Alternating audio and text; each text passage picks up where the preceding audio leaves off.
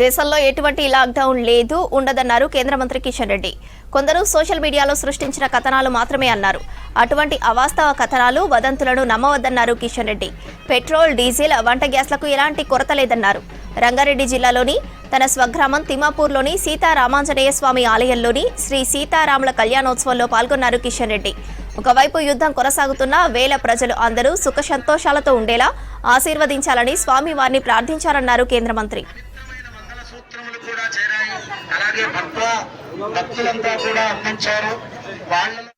సీతమ్మవారిని స్వామి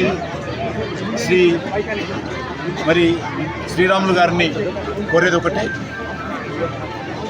అంతా ప్రశాంతంగా ఉండే విధంగా ఆశీర్వదించి ప్రజలందరూ కూడా సుఖ సంతోషంతో ఉండే విధంగా ఈ యొక్క శ్రీరామనవమి సందర్భంగా ఆశీర్వదించాల్సిందిగా, ఆశీస్సులు అందజేయాల్సిందిగా కోరుతా ఉన్నాం. మన హిందూ సమాజంలో ఏ కార్యక్రమం జరిగినా కూడా, దేవుడికి సంబంధించి ఏ పూజ చేసినా కూడా లోక కళ్యాణం కోసం చేస్తాం. కాబట్టి ఈరోజు సమస్త లోకాలు కూడా సంతోషంగా ఉండాలి.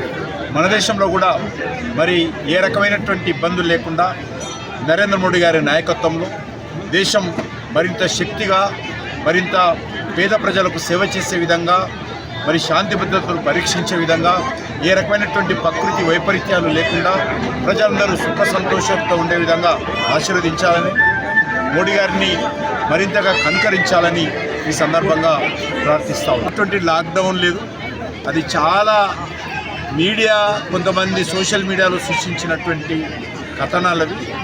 ఇక్కడ పెట్రోలియం కానీ, లేక డీజిల్ కానీ, వంట గ్యాస్ కానీ ఏ రకమైనటువంటి కొరత లేదు. రేపు నేను 3 గంటలకు తెలంగాణకు సంబంధించినటువంటి పెట్రోలియం కంపెనీలు, గ్యాస్ పంపిణీ చేసే కంపెనీలు, డీలర్స్తో నేను ప్రత్యేకమైనటువంటి